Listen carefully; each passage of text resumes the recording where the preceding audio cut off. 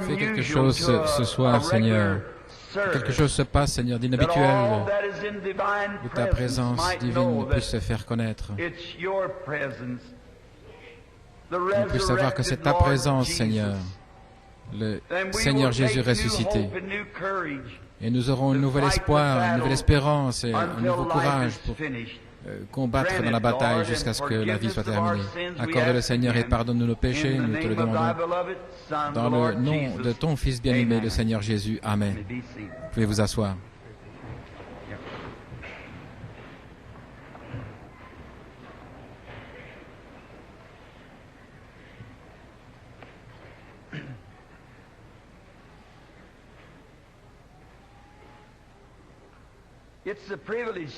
C'est un privilège d'être ici à nouveau ce soir pour vous prêcher à vous, chères personnes, dans le nom du Seigneur. Je pense que notre micro ici n'est pas tout à fait... C'est un peu tordu. Comment est-ce que ça va? Comme ceci? Ah, je vois. Je suis loin d'être un mécano.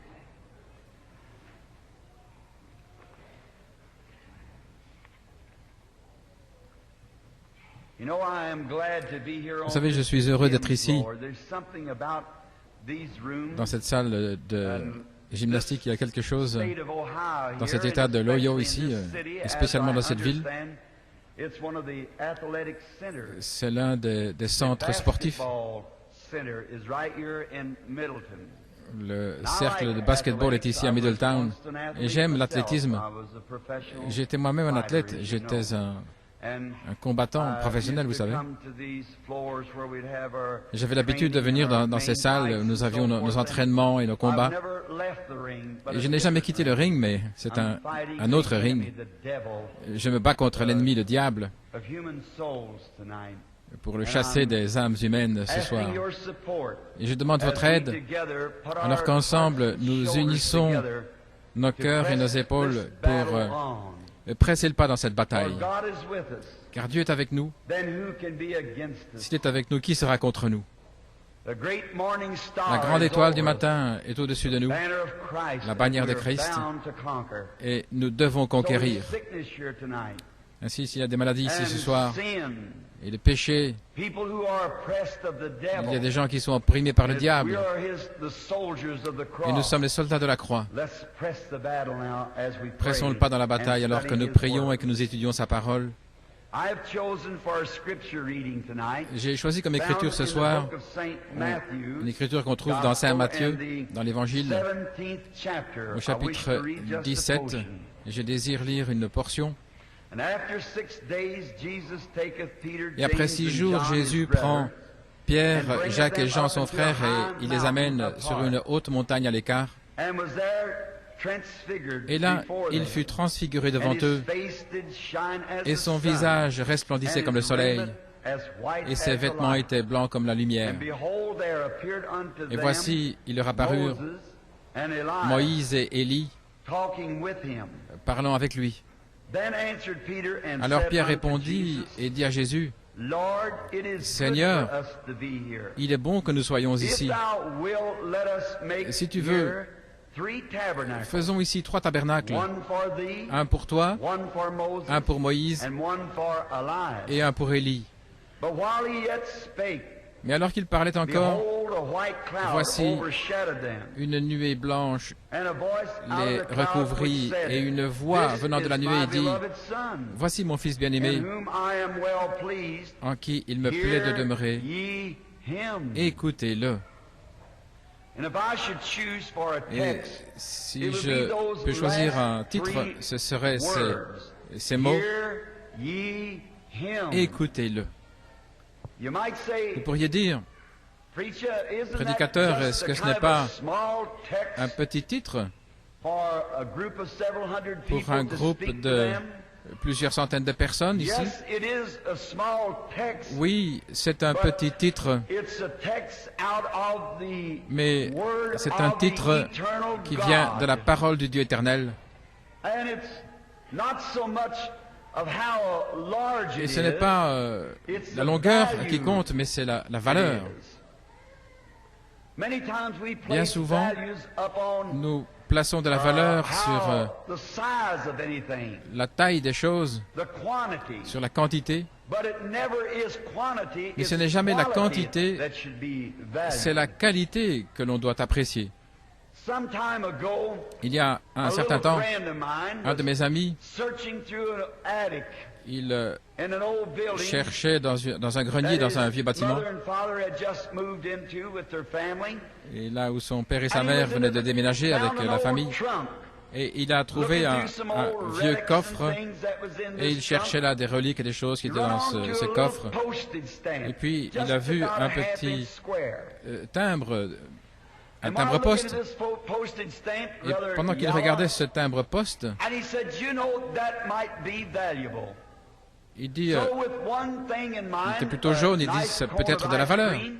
Il dit, tu pourrais peut-être avoir de la crème glacée avec cela. Il est allé voir un collectionneur de timbres, là dans la rue, et il est allé voir le collectionneur, il a dit, j'ai trouvé un timbre, et je me demande s'il a de la valeur.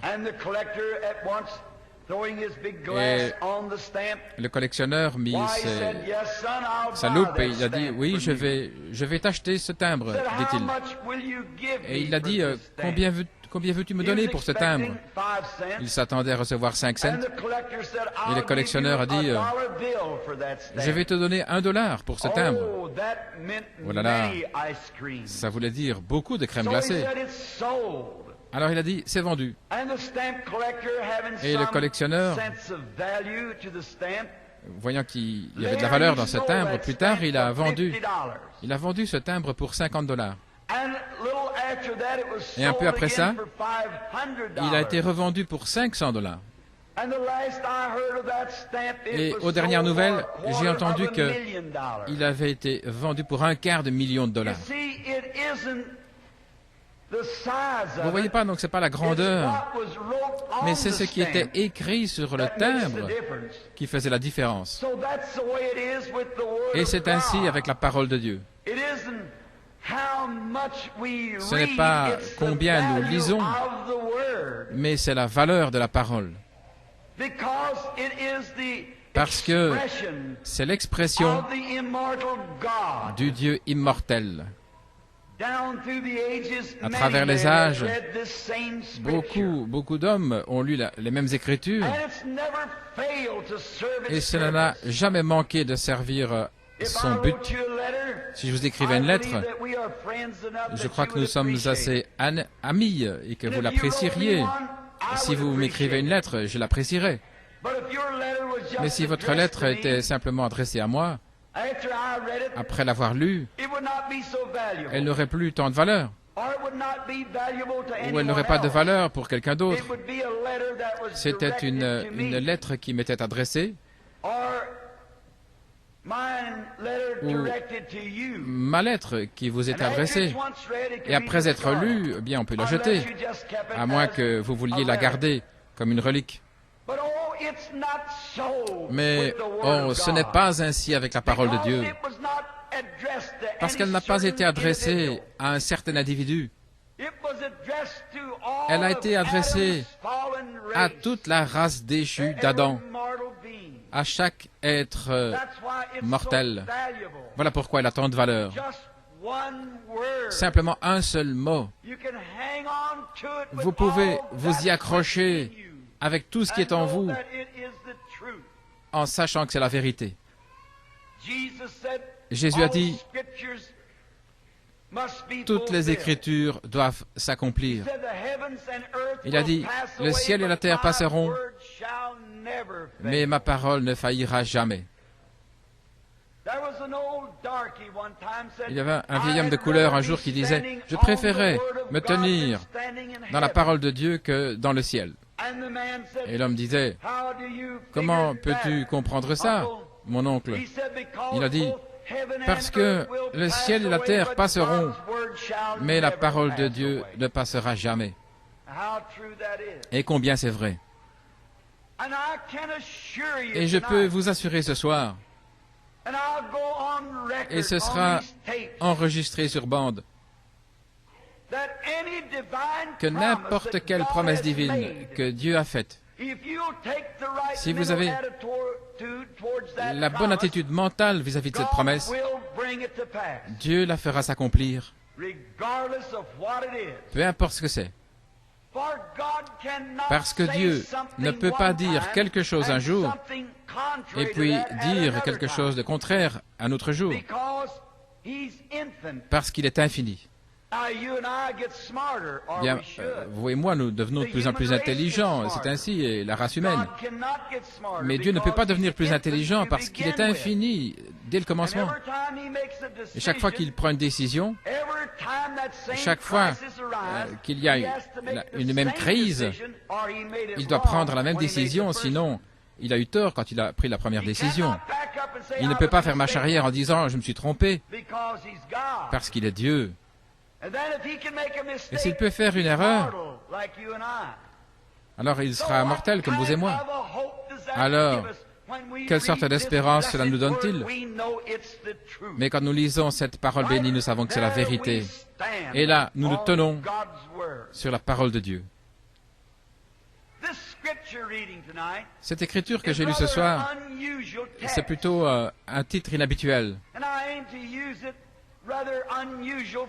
Et je veux l'utiliser d'une manière inhabituelle par rapport à l'approche habituelle. Mais Dieu est inhabituel. Sa parole est inhabituelle. Et parfois il fait des choses qui sont inhabituelles. Parce qu'il est le grand Dieu Tout-Puissant. Et nous remarquons ici que c'était une telle expérience pour l'apôtre Pierre, que plus tard, lorsqu'il a fait référence à cette expérience, il l'a appelée la Sainte Montagne. Mais je ne crois pas qu'il voulait dire que la montagne était sainte. Ce n'était pas la Sainte Montagne, mais c'était le Dieu saint sur la montagne. Ce n'est pas une église sainte, c'est le Saint-Esprit dans l'Église qui fait ce qu'elle est. Et ce n'est pas un homme saint, c'est le Saint-Esprit. Et nous voyons maintenant que notre Seigneur ne faisait jamais rien comme ça par hasard. Chaque mouvement qu'il faisait était ordonné par le Père. Et nous avançons simplement comme ça, au hasard. Mais il a dit, je fais toujours ce qui plaît au Père. Ainsi, chaque mouvement qu'il faisait avait une signification. Et c'était de plaire à Dieu. Oh, je voudrais dire ici, est-ce que ça ne serait pas merveilleux si nous pouvions avoir un témoignage comme cela, que nous faisons toujours ce qui plaît à Dieu. Ainsi, nous le voyons ici, monter sur cette montagne, comme nous l'appelons le mont de la Transfiguration. J'aime toujours le voir, dans le sens où ça a été écrit, et tous les frères prédicateurs s'approchent de cette manière, comme un type de la deuxième venue du Seigneur. Et c'est vrai. Mais il n'y a pas une écriture dans la Bible entière qui ne s'ajuste pas et se connecte avec l'écriture suivante. Chaque morceau, chaque pièce, c'est un grand tableau, depuis le Jardin d'Éden jusqu'au Calvaire et de nouveau de retour au Jardin. C'est juste un grand et magnifique tableau. Et je ne veux pas être sacrilège en faisant cette déclaration, si c'est une erreur, que Dieu me pardonne. Mais c'est comme un puzzle que vous devez assembler. Vous devez avoir le Saint-Esprit pour assembler la chose. Tout comme sur un puzzle. Vous avez l'image d'un côté, puis vous regardez l'image, et ensuite vous placez les morceaux comme vous le voyez sur l'image. Et l'écriture n'est pas selon une interprétation particulière. Elle a été écrite par le Saint-Esprit, Et le Saint-Esprit est le seul qui puisse le révéler. Car c'est caché aux yeux des sages et des intelligents, et c'est révélé à des bébés qui veulent apprendre. Donc, si vous ne faites pas attention, si vous n'utilisez pas la pensée du Saint-Esprit pour rassembler la chose, vous allez avoir la scène complètement mélangée, par exemple, comme avoir une vache en train de brouter au sommet d'un arbre. Et c'est ainsi que certains... l'aspect de certains, mais si nous pouvons penser aller au ciel en donnant la main à un prédicateur ou être baptisé d'une certaine manière, ou un petit credo que nous répétons, eh bien c'est ridicule. Jésus a dit, à moins qu'un homme ne naisse d'eau et d'esprit, il ne peut en aucune manière entrer dans le royaume. Ainsi, l'image a l'air ridicule, mais la seule manière dont nous puissions la trouver, c'est en recevant le Saint-Esprit tout d'abord en nous, et ensuite, il nous enseigne la vérité et la vie. Il ne sera jamais en désaccord avec la parole. Il est toujours centré sur la parole. Ainsi, si l'Esprit en vous dit que les jours des miracles sont passés, ce n'est pas le Saint-Esprit. Si vous croyez que Jésus a changé dans les années qui passent, si cet esprit en vous dit cela, alors ce n'est pas le Saint-Esprit béni, parce qu'il témoigne de la parole. Et maintenant, alors que nous avançons avec notre scène, nous voyons que Jésus prend 3 hommes, Pierre, Jacques et Jean, et il était sur le point de faire quelque chose. Et quand Dieu fait quelque chose, il le fait toujours devant des témoins. Il ne le fait pas comme cela, n'importe comment. Non, non, il le fait avec un témoin. Et dans l'Ancien Testament et le Nouveau Testament également, 3, ce sont des témoins. Ainsi, il a pris Pierre, Jacques et Jean pour être témoins de ce que Dieu allait faire. J'ai souvent pensé, quand il est allé dans la maison de Jaïr pour ressusciter sa fille des morts, nous voyons qu'il a pris Pierre, Jacques et Jean, ces 3-là. Et peut-être que c'est simplement une pensée à moi comme cela, mais chacun d'eux représentait quelque chose. Pierre représentait la foi, et Jacques représentait l'espérance, et Jean représentait la charité. L'espérance, la foi et la charité. Ce sont les 3 dons les plus formidables. Et Dieu a manifesté ses œuvres à travers ces 3 grands dons. Et vous remarquez, là, sur la montagne, il y en a 3 qui sont venus du ciel pour témoigner, afin que, à la fois, le ciel et la terre sachent ce que Dieu était en train de faire. Sur la montagne, il y avait Moïse, Élie et Jésus. 3 êtres célestes pour observer ceci. Bien sûr, ça ne voulait pas dire, en représentant la deuxième venue, comme nous le voyons. Tout d'abord, ils ont relevé les yeux, ils ont vu Moïse et Élie, qui doivent revenir dans les derniers jours avant la venue du Seigneur, et l'enlèvement du reste de l'Église, les Juifs, les 3 ans et demi qui restent après la prophétie de Daniel pour Israël, après que l'Église soit enlevée. Mais ils ont regardé, ils ont vu Jésus seul ensuite. Mais ça signifiait quelque chose d'autre. Et c'est là où nous voulons centrer nos pensées maintenant. Dieu n'a jamais demandé à un homme de faire quelque chose à moins qu'il ne le fasse lui-même.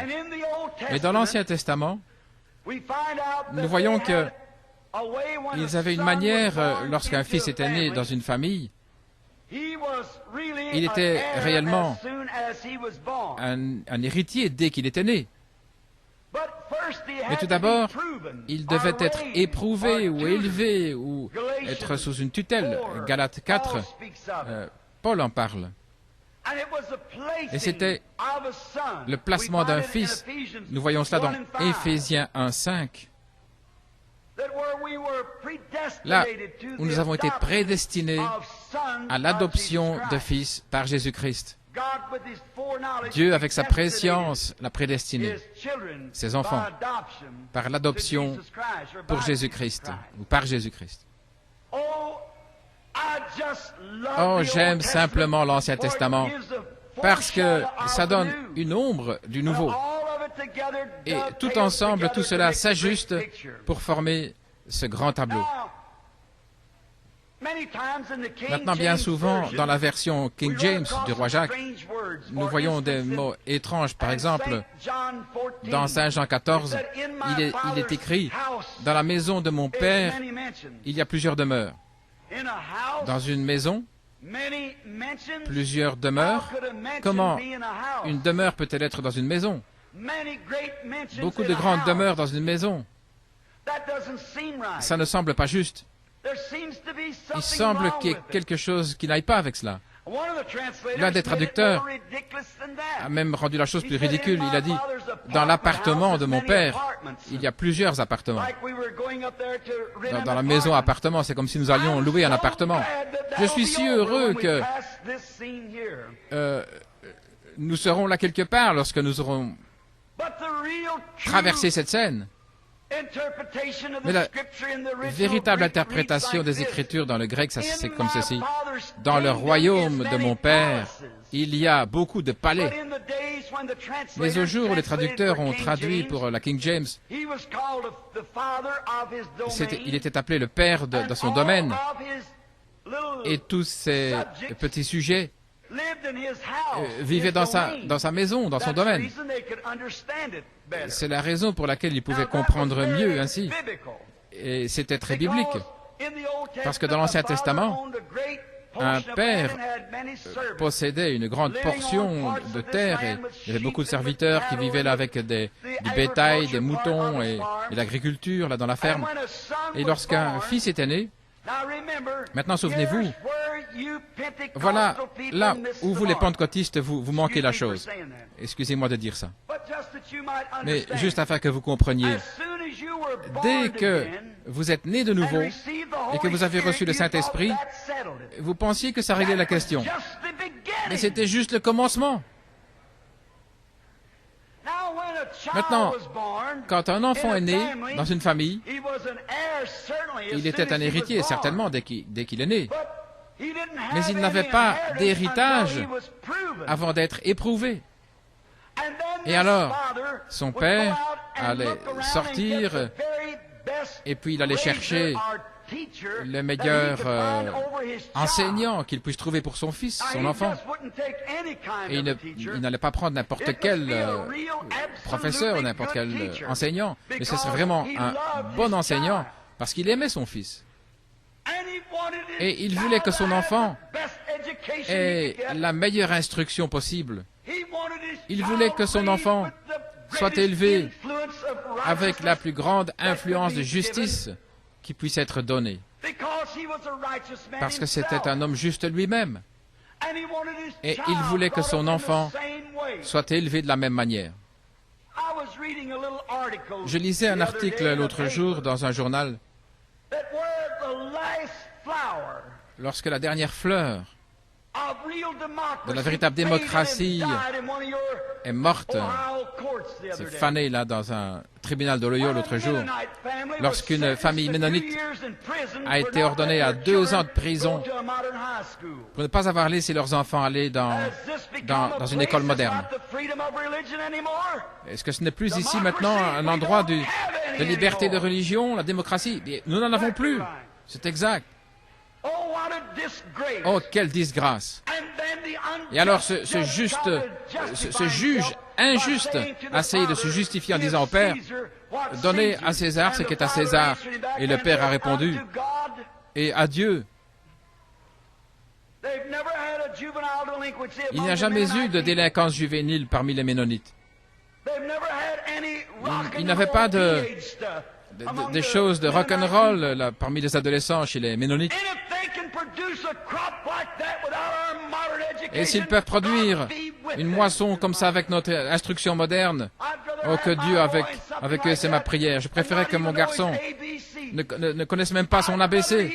Je préférais qu'il connaisse Christ et soit né de nouveau. sans connaître la différence entre des haricots et du café. Nous avons besoin de la prédication de l'Évangile à l'ancienne mode, prêchée en puissance et démonstration du Saint-Esprit. Lorsque notre nation arrive à un endroit où elle nous vole de notre Constitution, ça montre que le communisme l'a pourri jusqu'au cœur, c'est vrai. Les Ménonites, je suis pour vous, que Dieu vous bénisse. Restez avec ça. Je prierai pour vous et je ferai tout ce que je peux. J'étais tellement surpris il y a quelques soirs. Je regardais dans une YMCA. Et il y avait des jeunes femmes là et il y avait du rock'n'roll. Que signifie ce C de chrétien là dans YMCA? Qu'est-ce que ça veut dire? Je pensais qu'ils se tenaient pour Christ. Si nos églises sont devenues polluées comme ça, et notre système d'instruction, que reste-t-il pour nous si ce n'est le chaos? Et l'Église elle-même est tellement dégradée. Et où nous enseignons ce rock'n'roll moderne, et ce non-sens d'Elvis Presley. Et puis, vous vous appelez chrétien. On vous reconnaît à vos fruits. Vous savez mieux que ça. Oh, voilà le problème aujourd'hui. Nous avons adopté un tuteur différent pour l'Église du Dieu vivant, plutôt que ce que Dieu nous a donné. Il a cherché le meilleur tuteur qu'il puisse trouver. Et notre tuteur, ce n'est pas un évêque ou un pape, mais c'est le Saint-Esprit qui nous a été donné comme tuteur pour l'Église, pour l'élever. Et vous êtes conscient de cela. Le Saint-Esprit est là pour élever l'Église et la nourrir, l'honorer, la respecter, pour l'honneur et le respect du Père et de sa parole. Quel fils Dieu a-t-il maintenant? Et nous avons adopté un homme avec leur théologie et des credos humains. Et vous voyez, nous sommes arrivés. Et puis vous criez sur le péché et contre les communistes. Et nos églises sont tellement polluées. Oh, une marmite ne peut pas appeler un pot noir. Oui. Je sais que la prédication à l'ancienne mode elle va vous sauver, elle vous rendra différent. Quand j'étais un petit garçon, nous avons été élevés dans les montagnes du Kentucky. Et c'était difficile. Nous vivions dans une petite cabane en bois. Il n'y avait pas de plancher. Il y avait un petit lit là dans le coin. On dormait là sur une paillasse avec un oreiller avec de la balle de maïs. Nous avions des temps difficiles. Et je me souviens que maman nous faisait du pain avec du pain de maïs avec de la graisse. Mais nous étions en bonne santé. Mais vous savez ce qui est arrivé?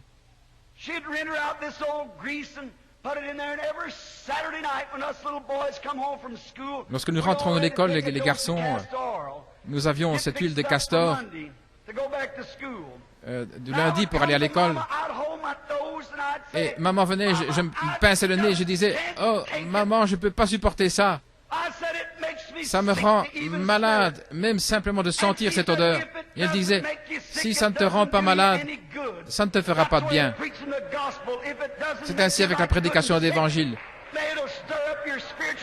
Si ça ne vous rend pas vraiment bien malade, alors, pour remuer votre gastronomie spirituelle, pour penser à ces choses, être en ordre avec Dieu et vous écarter de toute ce non-sens moderne qu'on appelle la religion. Il n'est pas étonnant que le Saint-Esprit soit attristé. Ce tuteur devait apporter le message correct.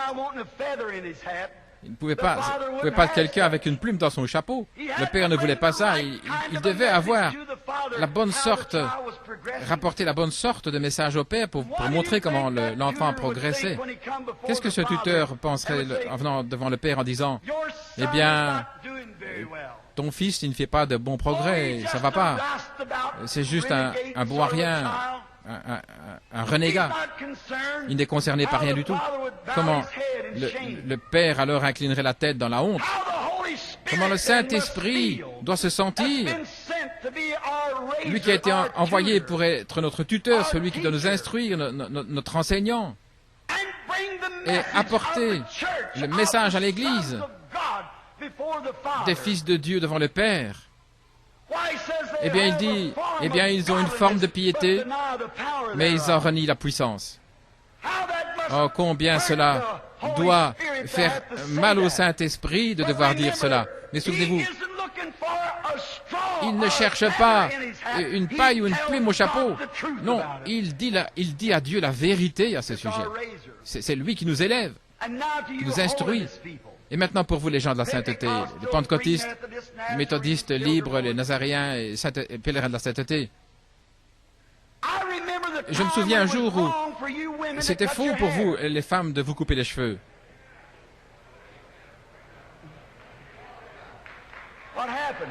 Qu'est-il arrivé?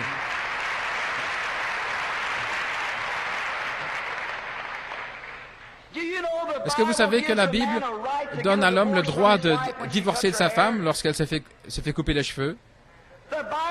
La Bible dit qu'une femme qui coupe ses cheveux déshonore son mari. C'est la vérité.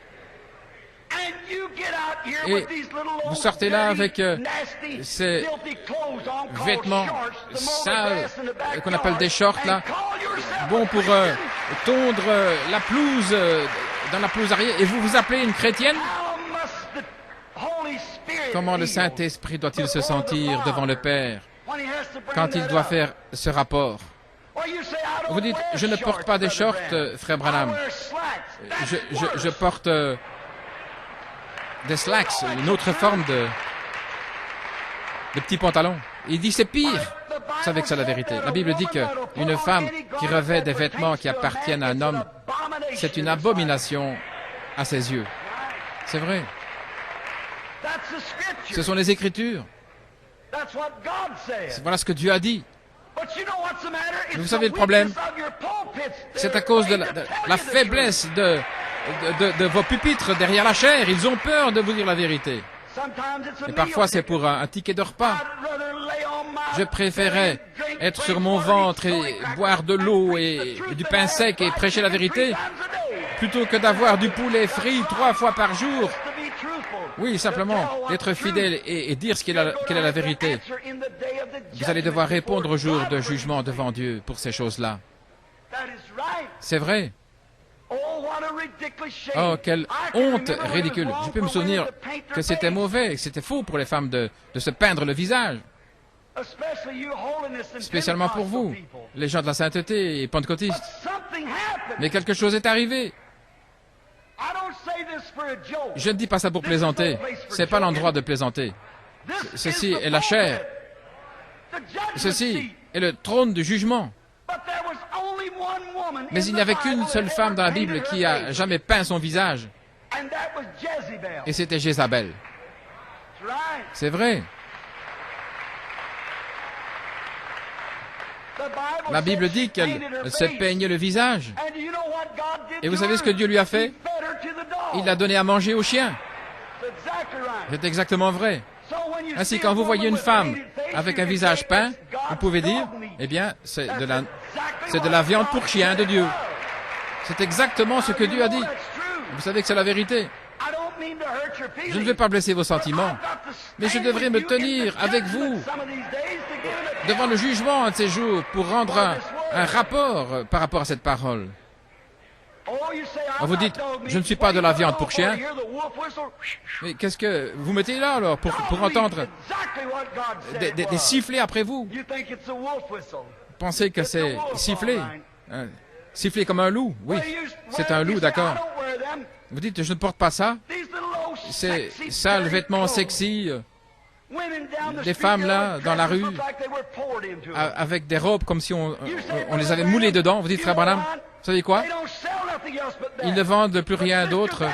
Mes sœurs, ce n'est pas une excuse. Ils continuent de vendre des machines à coudre. C'est vrai. Certainement, c'est la vérité. Et je vais vous dire quelque chose ici. J'ai bientôt terminé. Savez-vous quoi? Au jour du jugement, vous pouvez être aussi pur qu'un lys envers votre mari, mais vous allez devoir répondre devant Dieu pour avoir commis adultère. La Bible dit, Jésus a dit, « Quiconque regarde une femme pour la convoiter a déjà commis adultère avec elle dans son cœur. » Quand ce pécheur vous regarde et qu'il vous convoite, même s'il ne vous a jamais touché, eh bien, il devra répondre pour adultère. Et vous êtes coupable de l'avoir commis avec lui. C'est ce que dit la Bible.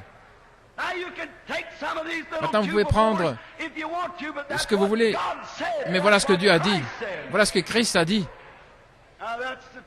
C'est la vérité. Oh Dieu, sois miséricordieux. Qu'est-ce que le grand Saint-Esprit doit penser quand il vient devant le Père? Vous dites, pourquoi est-ce que vous en avez toujours contre nous, les femmes? Très bien, les hommes, vous voici. N'importe quel homme qui laisse sa femme fumer des cigarettes et qui porte ses vêtements, eh bien, il montre de quoi il est fait. Il n'a pas vraiment de quoi être un homme. C'est vrai. Il ne l'aime pas. Sinon, il prendrait une planche pour lui donner une fessée, lui donner des cloques. C'est vrai. Et qu'est-ce que le Saint-Esprit doit penser? Vous qui restez à la maison le mercredi soir pour regarder des shows vulgaires, nous aimons ceci ou des choses comme ça, plutôt que de venir à une réunion de prière, ça montre de quoi vous êtes fait. Et voilà l'Église. Et le mardi, le mercredi, etc., ou le matin, 9 ou 10 heures, vous écoutez des personnes immorales comme Arthur Godfrey et tous ces plaisantins, plutôt que d'être dans le lieu secret, dans une chambre pour prier et lire votre Bible. Vous savez cela. Et dans votre maison, vous avez tous ces disques sales de rock'n'roll, boogie-woogie et Elvis Presley. Il y a une seule différence entre Elvis Presley et Judas Iscariote. Judas a eu 30 pièces d'argent. Elvis a eu quelques millions de dollars et toute une flotte de Cadillac. Voilà la différence. C'est vendre son droit d'aînesse comme chrétien d'aller vers de telles choses. Et puis, vous appelez ça des chants religieux? Vous ne pouvez pas mélanger l'huile et l'eau. Vous savez que c'est la vérité. Qu'est-ce que le Père doit penser? C'est vrai. Et le Saint-Esprit béni doit apporter cette nouvelle au Père. Comment ses fils et ses filles se comportent. Combien il doit incliner la tête. Il y a un endroit dans les Écritures où il dit que le prophète a rougi à cause des péchés des gens lorsqu'ils étaient devant Dieu. Comment le Saint-Esprit doit-il se sentir quand il se tient devant Dieu? C'est pas étonnant que nous ne pouvons pas avoir de réveil.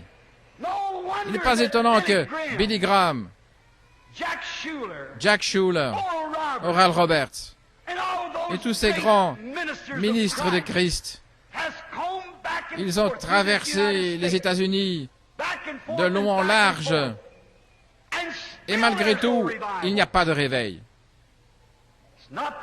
Ce n'est pas leur faute, ce n'est pas la faute de Dieu. C'est la faute des églises, parce qu'ils ne se mettent pas en ligne avec la Bible. C'est exactement vrai. Et alors nous sommes prêts pour le jugement. Maintenant, souvenez-vous, peu importe combien c'était un enfant, si cet enfant était désobéissant, c'était un renégat, et alors il n'avait pas d'héritage. Et vous parlez des dons qui sont envoyés dans l'Église. Mais où Dieu peut-il placer ses dons? Vous pensez que Dieu va mettre son huile sainte dans un vase impur? Certainement pas. Et voilà le problème avec l'Église ce soir. C'est la raison pour laquelle il y a tant des soi-disant croyants, des sensations, des ismes. Ils essaient d'adopter des sensations plutôt que la chose réelle. Pourquoi prendre un substitut lorsque les cieux pentecôtistes sont remplis de la chose réelle? C'est la vérité. Vous savez que c'est vrai. Mais le Père doit entendre cela venant du tuteur, le Saint-Esprit. Oh, ils ne veulent pas m'écouter. Ils écoutent un homme qui dit que les jours des miracles sont passés. Ils écoutent l'homme qui dit « Oh, vous devez vous joindre à l'Église et tout ira bien. Nous sommes une grande dénomination, là, depuis des années. » Et le Saint-Esprit essaye de transmettre son message tout ce temps-là. Je ne dois pas écouter tous ces petits prédicateurs. Je vais faire ce que je veux. Eh bien, continuez, ça montre ce qu'il y a en vous. Quelqu'un m'a dit un jour, peu importe ce que vous dites, ou n'importe quoi, je ne crois pas dans la guérison divine. Je dis bien sûr que non. Ça n'a pas été envoyé pour les incrédules. Ça a seulement été envoyé pour ceux qui croient. Ce sont les croyants qui le reçoivent, pas les incrédules. C'était pas pour eux. Ça a été envoyé pour les condamnés. Souvenez-vous, la même eau qui a noyé le monde a sauvé Noé. C'est exact. Et le même Saint-Esprit et le même évangile à l'ancienne mode prendra l'Église un jour dans l'enlèvement et va condamner le monde et les incrédules et les amener en jugement. C'est là que nous nous tenons. Dieu dans sa miséricorde. Et maintenant, quoi si le tableau change? Et si le Fils est un Fils correct? Combien il aime être aux affaires de son Père? Combien il aime faire ces choses que le Père aime? Comment le tuteur viendra alors vers le Père en disant « Monsieur, oh, je vous apporte une grande nouvelle. Votre garçon, excusez l'expression, mais c'est vraiment comme un morceau du bloc, pourrait-on dire. Il est vraiment comme son papa. Et voilà ce que le Saint-Esprit veut donner comme rapport quand vous croyez toute la parole de Dieu, lorsque vous acceptez tout l'Évangile, lorsque vous croyez tout ce que Dieu a écrit comme étant la vérité. Dieu veut que vous le croyiez ainsi. Alors comment le Père doit vraiment gonfler la poitrine en disant « Oui, ça c'est mon garçon ». Et alors qu'est-ce qui arrivait? Plus tard, un temps venait où le Fils était adopté par son Père dans la famille. Pour les clergymen ici, je parle ici du placement des fils. Il adoptait son propre enfant, où il le plaçait positionnellement dans sa famille. Maintenant, c'était son garçon depuis le commencement. Mais il devait trouver comment était son caractère. Voilà ce que Dieu essaie de faire lorsque... Et il fait pleuvoir le Saint-Esprit, là, il y a 40 ans. Vous aviez, dans les jours anciens, vous aviez des réunions de prière toute la nuit. Lorsque vous aviez l'habitude de pleurer, de crier, de prier, et d'être en agonie pour les pécheurs. Et aujourd'hui, vous devez les supplier de venir à l'autel pour prier pour un pécheur repentant. Qu'est-ce qui est arrivé?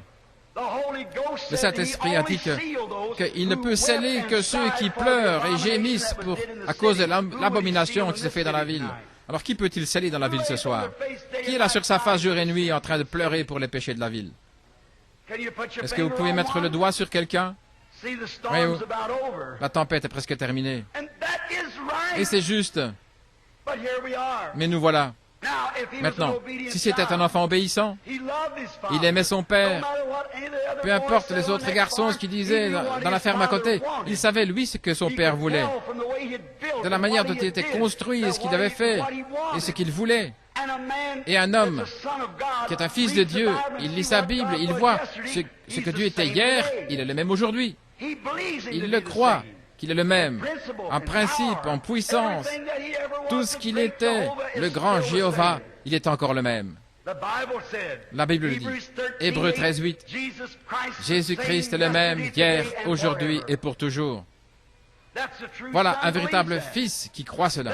Alors, quand il a prouvé être un véritable fils, voilà ce que le Père faisait. Il l'emmenait dans un lieu public, là, dans la rue. Et alors il prenait ce fils et il le plaçait. Il le revêtait avec une robe spéciale, pour une occasion spéciale. Et là, il y avait une cérémonie. Et ce père adoptait son propre fils dans sa famille. Et alors, Tout ce que ce fils faisait était approuvé par le Père. Le nom du fils était aussi bon sur un chèque que celui de son père, parce qu'il était placé positionnellement dans cette famille. Et voilà ce que c'est. Lorsque nous recevons le Saint-Esprit, ce n'est pas simplement sauter et pousser des cris. Ce n'est pas simplement parler en langue et se rouler par terre. Ce n'est pas organiser un groupe et puis dire nous l'avons et les autres ne l'ont pas. Non, non. Mais c'est travailler avec amour et humilité, tout comme Christ le faisait. C'est ainsi que tous les hommes sauront que vous êtes mes disciples lorsque vous vous aimez les uns les autres. Et comment nous pouvons nous attendre à avoir l'honneur de Dieu lorsque nous recherchons l'honneur les uns des autres?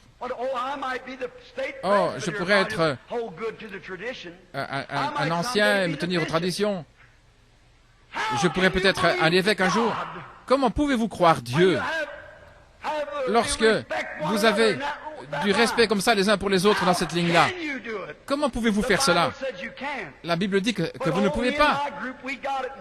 Et moi et mon groupe, nous l'avons et nous ne voulons rien avoir à faire avec cet autre groupe. Nous ne voulons pas coopérer, ainsi nous n'irons pas. Ça montre ce que vous êtes.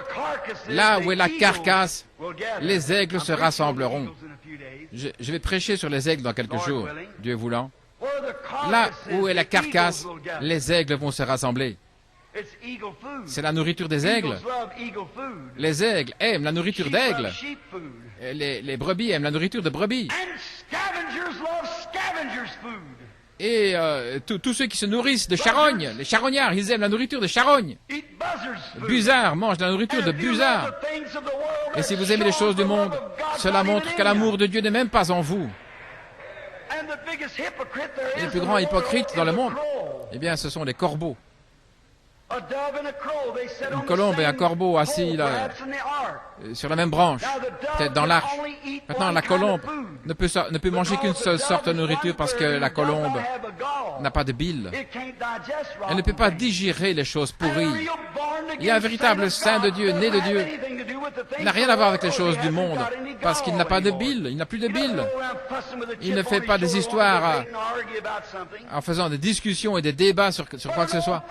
Mais un corbeau peut être là sur une carcasse morte et manger pendant 2 heures et puis aller manger du blé avec les colombes.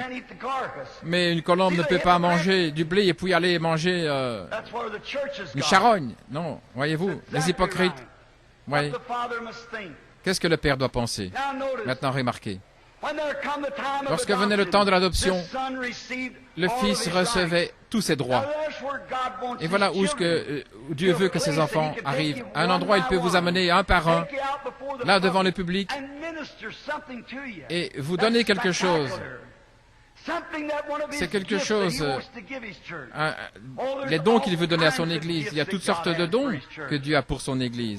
Mais comment le Père peut-il donner des dons lorsque nous agissons comme nous le faisons? Oui. Il le fait savoir au monde entier et tout le monde verra ce don manifesté si Dieu vous adopte ou vous place positionnellement dans sa famille. Maintenant, et alors vous avez la parole de Dieu, l'autorité de Dieu. Alors Dieu vous montre ce qu'il faut faire. Vous êtes conduit par l'Esprit et vous faites les choses qui plaisent à Dieu. Maintenant, Jésus a été adopté ce jour-là au mont de la Transfiguration. Dieu adoptait son propre fils dans sa famille. Il a pris Pierre, Jacques et Jean. Il a pris Moïse, Élie et Jésus et il les a amenés au sommet de la montagne. Et là, vous remarquez, il a été transfiguré devant eux. Qu'est-ce que c'était? Il l'a mis dans un lieu public, là, haut sur la montagne.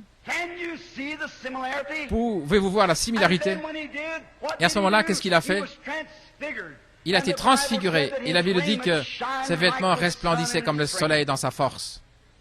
Cette robe que le Père, dans l'Ancien Testament, mettait sur son Fils le jour d'adoption, Dieu a mis sa robe d'immortalité sur son Fils au jour de son adoption.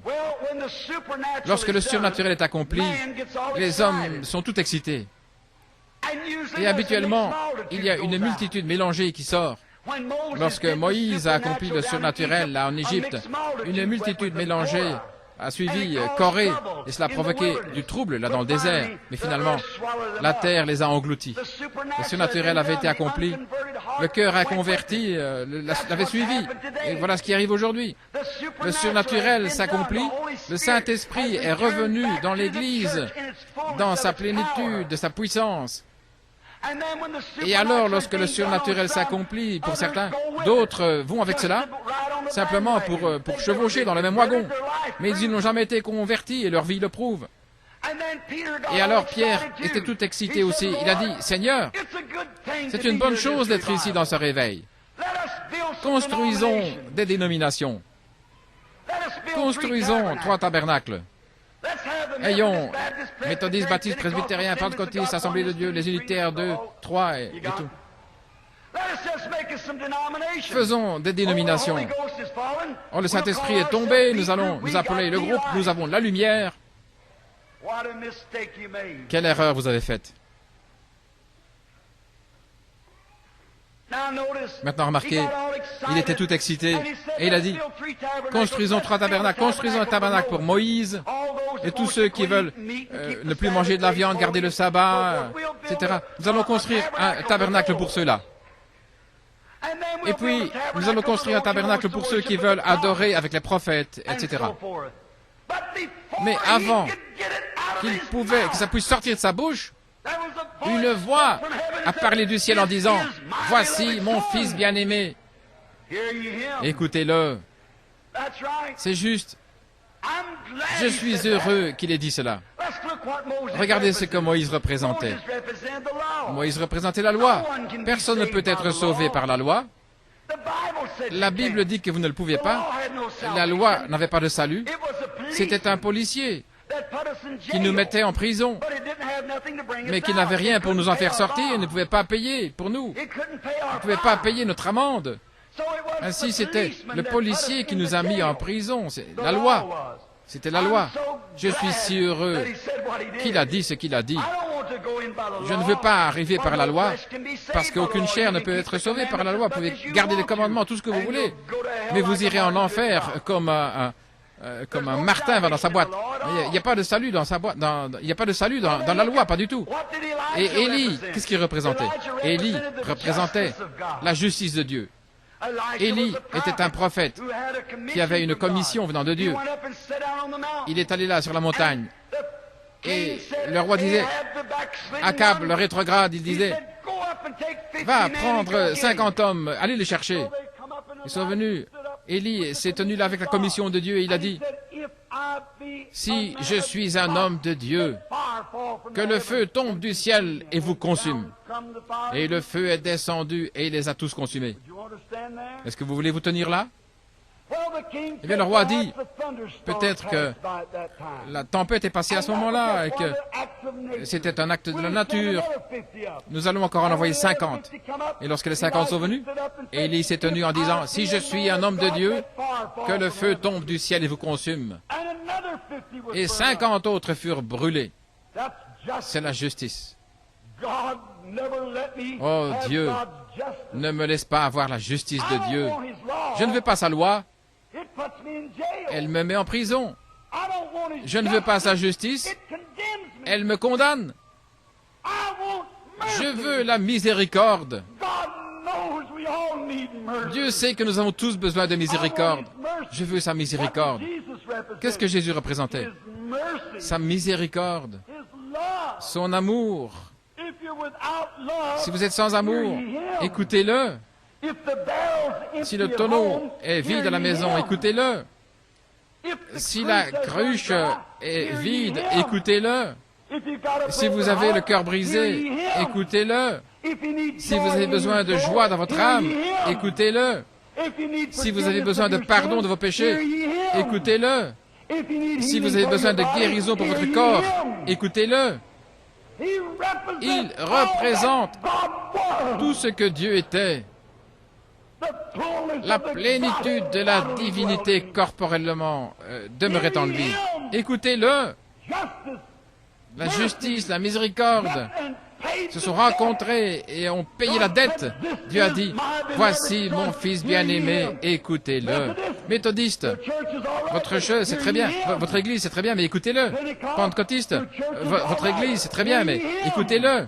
Vous poussez des cris, c'est merveilleux. Mais écoutez-le. Il parle en langue, c'est merveilleux. Mais écoutez-le. Votre dénomination, merveilleux. Mais écoutez-le. Vous pouvez avoir toutes ces choses et malgré tout avoir une oreille sourde pour lui. Écoutez-le. Écoutez-le. Ce que le monde cherche aujourd'hui, c'est quelque chose d'authentique. Nous avons dansé, nous avons poussé des cris et nous disons des mensonges à nos voisins. Nous avons parlé en langue comme des petits pois sur la peau d'une vache. Et puis nous faisons des histoires avec notre voisin, des choses injustes. Nous nous sommes moqués. Vous vous êtes joints à l'église. Vous vous êtes moqué de quelqu'un qui criait dans l'esprit. Vous avez parlé dans la malice, la haine. Toutes ces choses sont dans l'église. Et vous savez de quoi le monde a faim? Le monde veut voir quelque chose d'authentique. Voilà le problème avec ces soi-disant conversions. Ce ne sont pas de vraies conversions. C'est intellectuel. Il y a une connaissance intellectuelle de Christ. Mais une expérience, la nouvelle naissance, vous donne le véritable Christ. L'Amérique, ce sont des gens qu'on doit amuser. Il y a trop de télévision. Ils veulent de l'amusement. Ils ne veulent pas l'évangile à l'ancienne mode. Ils veulent. Nous voulons faire ce que nous voulons. Voilà ce qu'ils disent. Allez-y. Mais mes brebis entendent ma voix. Vous savez que c'est vrai. Combien Dieu veut bénir l'Église.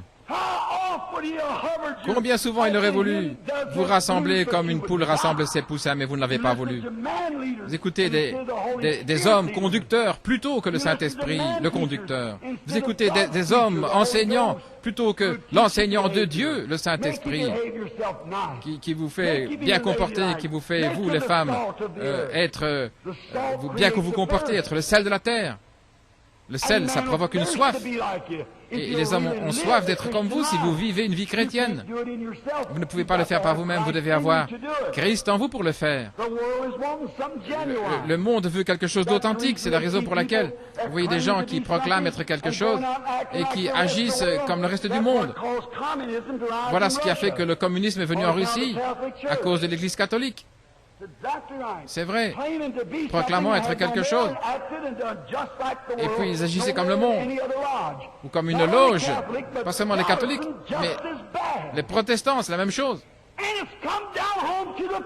Et c'est arrivé ici, même avec les pentecôtistes, qui agissent, qui sont revêtus, qui blasphèment, qui se moquent, qui parlent, qui disent n'importe quoi.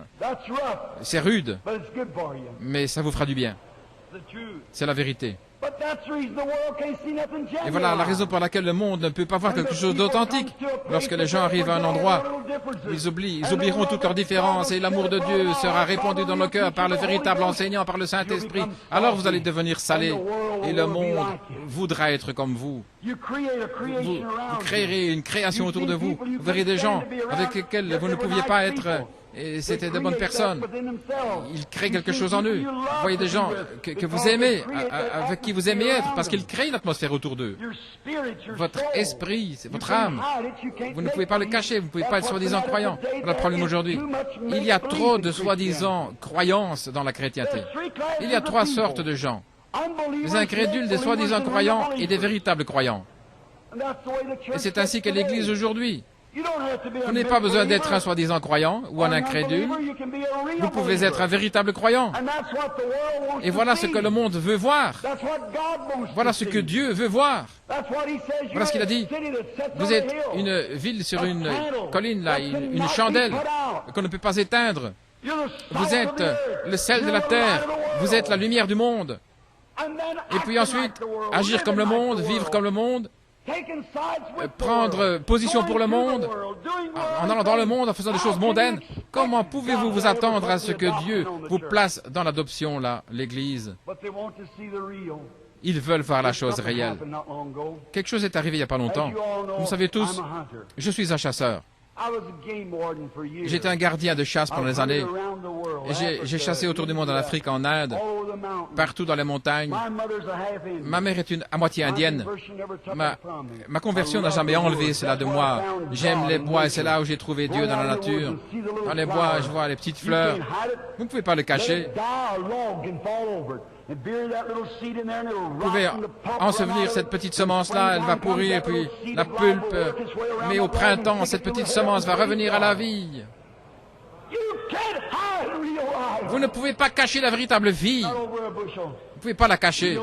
Une véritable vie se montre. Vous ne pouvez pas la tuer. Elle vivra à nouveau, aussi sûre que n'importe quoi. Le gel peut mordre la petite fleur, peut courber la tête. Une procession funéraire, la pluie va tomber. Et le bulbe va pourrir. Les pétales sont partis, la semence partie, l'a éclaté, la pulpe s'est écoulée quelque part. Mais il y a un petit germe de vie que la science ne peut pas trouver. Et lorsque le soleil va briller avec la chaleur, elle vivra à nouveau. Dieu a fait un chemin pour que la fleur vive à nouveau. Combien plus pour l'homme va-t-il vivre à nouveau, celui qui est né de nouveau à son image? Mais vous devez avoir la vie avant de pouvoir vivre à nouveau. Vous pouvez vivre correctement maintenant, vous ne devrez pas mourir. Vous devez mourir à vous-même. Alors vous ne devrez plus rien imiter. Vous aurez la chose réelle. J'ai regardé les animaux sauvages. J'ai fait face à des lions pour prendre leurs photos. Je n'ai pas peur d'eux. Je les aime. Ils le savent. Maintenant, n'essayez pas de bluffer parce qu'ils connaissent la différence. Ils en savent mieux que certaines personnes. Un jour, je chassais dans les bois avec un de mes amis. Et c'était l'un des meilleurs chasseurs que je connaisse. Vous ne devez pas vous inquiéter. Il n'allait pas se perdre. Vous ne deviez pas l'attacher quoi que ce soit. C'était un véritable chasseur. Il savait tirer. Mais c'était l'homme le plus méchant que j'ai jamais vu. Il aimait chasser des petits fauns simplement pour me faire de la peine. Je n'essaye pas. Si la loi le permet, c'est bien, mais pas en tuer tout un tas. C'est aussi longtemps que la loi le permet. Ce n'est pas faux de tuer un petit animal. Abraham a tué un veau et Dieu l'a mangé, vous voyez, c'est vrai. Donc ce n'est pas faux. Mais aller simplement là pour les tuer, un massacre, ça c'est faux. Et Bert, il aimait simplement les tuer comme ça pour être méchant. Et je disais, Bert, comment est-ce que tu peux être un si bon chasseur et être si méchant? Et il dit, oh, vous les prédicateurs, vous avez un cœur comme un poulet. Il dit, non, j'ai pas un cœur de poulet. Qui dit, mais je respecte la nature de Dieu. Et j'ai dit, peut-être que je suis un chasseur, mais je ne suis pas un tueur. Il disait, oh, reviens toi, Billy, allons à la chasse. Et il aimait simplement tuer tous ces petits fauns. Un jour, je suis allé à la chasse avec lui. Et il avait inventé un sifflet. Et c'était comme le cri d'un petit faon qui pleurait après sa maman. Et je disais, Bert, tu ne vas pas utiliser ça. Oh, allons, Billy. Quand est-ce que tu vas revenir à toi? Tu serais un bon chasseur si tu ne vas pas un cœur aussi tendre comme un poulet. Et nous étions à la chasse, il y avait de la neige, environ 6 pouces de neige. Nous étions là dans les montagnes de l'État de Washington. Et ils étaient vers midi. Nous n'avions même pas encore vu une trace là dans la neige. Et nous étions là, une petite clairière. Il était vers midi. Et tout à coup, je pensais que Bert allait prendre son repas de midi. Et j'étais derrière lui. Nous allions nous séparer et puis prendre 2 chemins différents, deux pistes différentes. Et puis à un moment donné, il s'est baissé et j'ai vu qu'il est allé dans sa poche et il est sorti avec ce sifflet-là. Et c'était comme un cri d'un petit faon. Et à ce moment-là, juste dans la clairière, voilà qu'une biche, une maman biche s'est levée. Maintenant, c'était une maman, une biche. Et je voyais ses grands yeux bruns. Et même, je voyais les veines dans son visage, dans sa face, elle était tellement proche. Et c'est inhabituel pour qu'une biche, à ce moment-là, elle s'est levée, elle regardait autour d'elle. Qu'est-ce qui se passait? Elle avait peur, mais il y avait son bébé, là, il y avait un bébé qui était dans les problèmes. C'était une mère. Elle s'est levée, elle regardait. Et je voyais Bert qui regardait. Et je voyais son visage, il disait, j'ai dit, Bert, tu vas pas faire ça. Et il a sifflé à nouveau avec ce sifflet. Et la maman, la biche, elle est sortie là, dans la clairière. C'est tout à fait inhabituel pour qu'elle puisse sortir là d'une façon ouverte dans la saison de la chasse. Elle était là. Elle n'était pas une hypocrite. C'était pas quelque chose de fabriqué. Elle avait quelque chose de réel. C'était une maman. Et il y avait un bébé qui était dans les problèmes. Peu importe le danger, elle ne pensait pas au danger. Il y avait un bébé là qui était dans les problèmes. Et il y avait quelque chose à l'intérieur d'elle. Elle était une maman par naissance. Elle avait entendu le bébé crier. Elle est sortie là, dans la clairière. Et je voyais Bert qui a mis une cartouche là dans son canon. Et je pensais, oh là là. Et je l'ai vu ajuster son tir, la lunette du fusil pointée sur son cœur, le cœur de la biche. Je pensais, oh, c'était un coup mortel. Je pensais, dans un instant, il va lui transpercer le cœur. Et je pensais, comment est-ce que tu peux faire ça, Bert? Comment est-ce que tu peux avoir un cœur si cruel? Cette maman qui était là, en train de chercher le bébé, qui avait des problèmes. Et quand il a armé son fusil, la biche s'est montrée et elle regardait. Elle a vu le chasseur. Mais ça ne l'a pas arrêté. Ça ne l'a pas arrêté. Elle tremblait. Elle savait que quelque chose allait arriver. Mais c'était une mère. Son bébé était dans les problèmes. Et elle veillait pour son bébé. Je pensais, comment est-ce que tu peux avoir un cœur aussi froid? J'ai vu le fusil, j'ai tourné la tête, je pensais, oh Dieu, ne laisse pas faire ça. Comment est-ce qu'il peut lui transpercer le cœur de cette maman, cette chère maman, une biche? Comment est-ce qu'il peut faire ça? J'attendais. Et le coup n'est pas parti. J'ai attendu un peu plus. Et le coup n'est toujours pas parti. J'ai regardé. Et le canon du fusil redescendait comme ça. Et j'ai regardé. Et il y avait des larmes qui coulaient dans... Il a jeté son fusil par terre. Et il m'a attrapé par les jambes et il a dit, « Billy, j'en ai assez. Je ne peux pas aller plus loin. Conduis-moi à ce Jésus que tu aimes tant. » Qu'est-ce que c'était? Il a vu quelque chose de réel. Il a vu quelque chose qui n'était pas du fabriqué. Il a vu quelque chose qui était authentique. Et voilà ce que le monde cherche aujourd'hui. Il cherche quelque chose qui n'est pas du fabriqué. Ce n'est pas « je suis méthodiste, je suis presbytérien ». Non, le monde cherche quelque chose de réel. Et Dieu a cette chose. Quelque chose de réel. Oh, ne voulez-vous pas avoir l'amour de Dieu dans votre cœur, dans la même mesure pour Christ que cette maman biche avait pour ce bébé? Dieu a cette chose pour vous. Voilà mon fils bien-aimé. Écoutez-le. Chaque soir, lorsque vous le voyez ici, lorsque vous voyez des infirmes et marcher, etc., c'est ce qu'il fait. Discerner les pensées du cœur des gens et faire les choses qu'il a fait lorsqu'il était sur la terre. Le Fils bien-aimé de Dieu. Écoutez-le. Courbons la tête un moment. Calmement maintenant à l'orgue, si vous voulez, sœur. Vraiment doucement. Je vais vous poser une question. S'il vous plaît, soyez sincères en cette minute. Je me demande ici ce soir, combien de membres d'église ou de pécheurs qui n'ont jamais accepté Christ? On dit souvent, « Oh, je voudrais être un vrai chrétien. Je souhaiterais avoir quelque chose en moi. » Vous avez essayé, vous vous êtes joint à différentes églises, vous avez été baptisé peut-être de différentes manières, mais vous avez vos hauts et vos bas. Il semble que vous ne pouvez pas rester sur la montagne. Vous entrez, vous sortez, vous rétrogradez, vous revenez. Il y a quelque chose que simplement vous n'avez pas. Est-ce que vous aimeriez avoir le véritable amour de Dieu? Autant d'amour pour Christ que cette maman biche avait pour son bébé, qui pouvait faire face à la mort, peu importe la persécution ou ce que les gens pensent.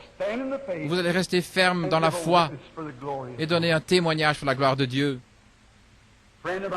Mon ami, créature de Dieu, citoyen, si vous êtes dans cet état ce soir, s'il vous plaît, vous ne voulez pas lever la main, si vous voulez demander à Dieu, Dieu, donne-moi cet amour dans mon cœur pour Christ, comme cette biche avait pour ce bébé, afin que je puisse manifester Christ devant les gens, les faire venir à Jésus, tout comme cette maman biche a montré son amour pour son bébé.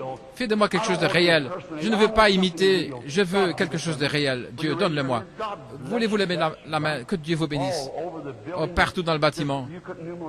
On ne pourrait pas compter les mains. Bien que je sois un membre d'église, frère Branham, mais honnêtement, j'ai honte. Les péchés et ces choses que vous avez prêchées ce soir, je suis coupable.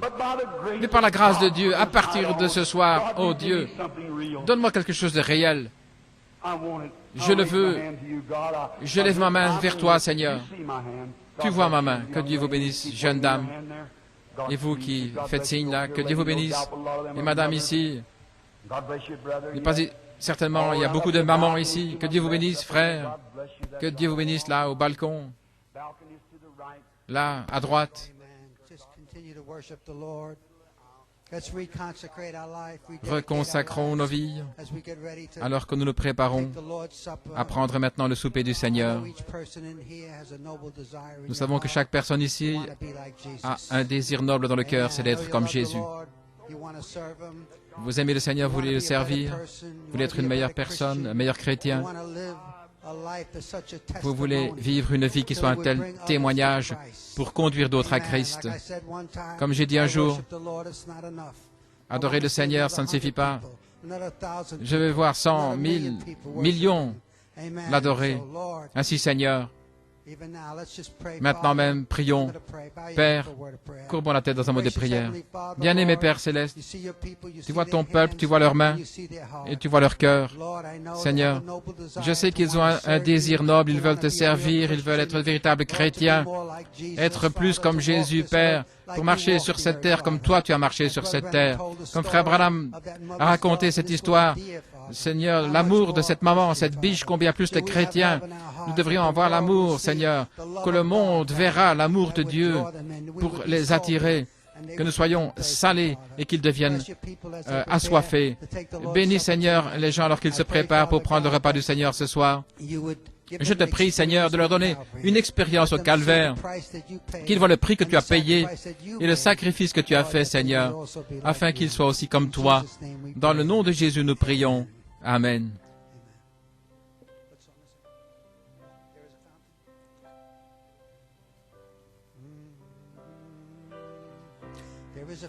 Il y a une fontaine.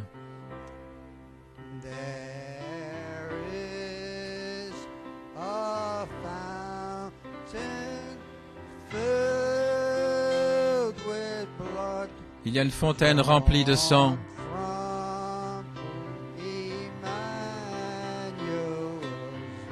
Tirée des veines d'Emmanuel.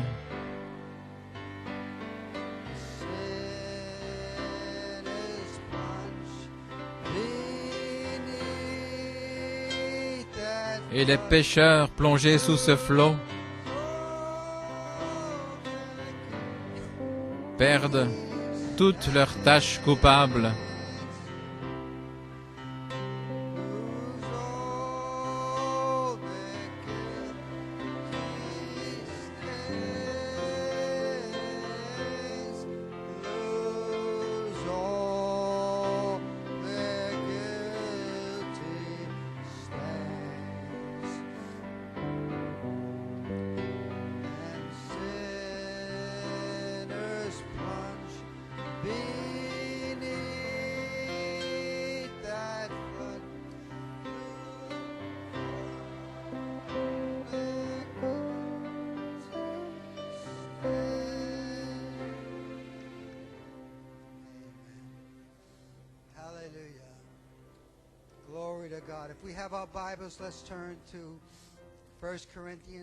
Prenons 1 Corinthiens, chapitre 11, à partir du verset 23.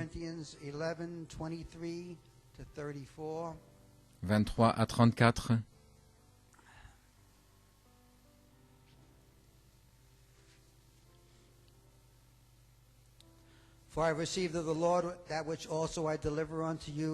Car j'ai reçu du Seigneur ce que je vous ai enseigné, c'est que le Seigneur Jésus, dans la nuit où il fut livré, prit du pain et après avoir rendu grâce, le rompit et dit, « Ceci est mon corps qui est rompu pour vous. Faites ceci en mémoire de moi. » De même, après avoir soupé, il prit la coupe et dit, « Cette coupe est la nouvelle alliance en mon sang.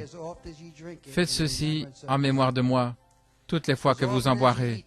Car toutes les fois que vous mangez ce pain et que vous buvez cette coupe, vous annoncez la mort du Seigneur jusqu'à ce qu'il vienne. C'est pourquoi celui qui mangera le pain ou boira la coupe du Seigneur indignement sera coupable envers le corps et le sang du Seigneur. Que chacun donc s'éprouve soi-même, et qu'ainsi il mange du pain et boive de la coupe. Car celui qui mange et boit sans discerner le corps du Seigneur mange et boit un jugement contre lui-même. C'est pour cela qu'il y a parmi vous beaucoup d'infirmes et de malades, et qu'un grand nombre dorment. Si nous jugions nous-mêmes, nous ne serions pas jugés, mais quand nous sommes jugés, nous sommes châtiés par le Seigneur, afin que nous ne soyons pas condamnés avec le monde. Ainsi, mes frères, lorsque vous réunissez pour le repas, attendez-vous les uns les autres. Si quelqu'un a faim, qu'il mange chez lui, afin que vous ne vous réunissiez pas pour attirer un jugement sur vous-même. Comme c'est notre habitude, ayons un moment de silence et de méditation alors que l'Assemblée prie pour le ministère et que le ministère prie pour l'Assemblée.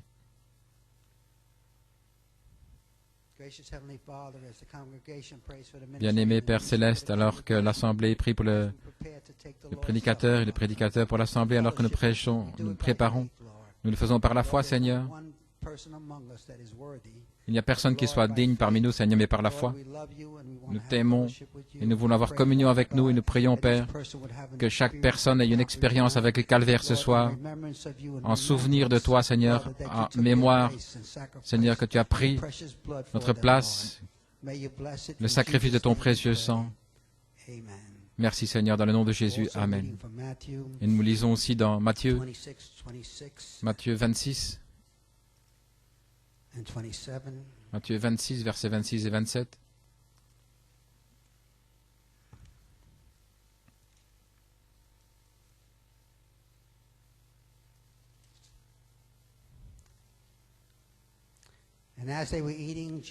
Pendant qu'ils mangeaient, Jésus prit du pain et, après avoir rendu grâce, il le rompit et le donna aux disciples en disant, « Prenez, mangez, ceci est mon corps. » Bien-aimé Père Céleste, alors que je brise ce pain, un symbole du corps qui a été brisé sur la croix du Calvaire, alors que nous participons à ce pain, je te prie, Dieu Tout-Puissant, que nous ayons une vision de ton amour, de ta miséricorde, qui pour le prix qui a été mis devant toi, Seigneur, tu as supporté la croix. Bénis ce pain, Seigneur, alors que nous y participerons. Dans le nom de Jésus. Amen.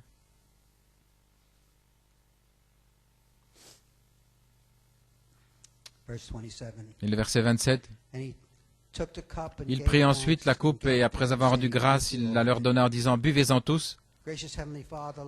Père bien-aimé, alors que j'ai ma main, Seigneur, sur ce vin, symbole du précieux sang de Jésus, qui a été versé au calvaire, pas le sang d'un animal, mais le sang de Jéhovah, qui peut revenir, Seigneur, en les croyants, le jour de la Pentecôte, Seigneur. Le sang royal qui peut couler dans nos veines, qui peut guérir les malades, qui peut ressusciter les morts, le sang, Père, qui peut sauver chaque pécheur, le sang qui ne perdra jamais sa puissance, jusqu'à ce que chaque personne, Père, qui a été ordonnée et prédestinée avant la fondation du monde à être sauvée, serait sauvée. Bénis les gens, Seigneur, aujourd'hui, alors qu'ils participeront au pain et au vin, dans le nom de Jésus. Amen. Amen. Bien-aimé Père Céleste, alors que nous préparons à prendre le pain et le vin, et ensuite le lavage des pieds, bénis les gens, Père, et protège-les sur la route du retour, que le Saint-Esprit vienne sur eux, Père, alors qu'ils participeront au pain et au vin, et que le Saint-Esprit leur donne une révélation spéciale de ton amour précieux pour eux. Dans le nom de Jésus, nous prions. Amen et Amen. Vous pouvez vous asseoir.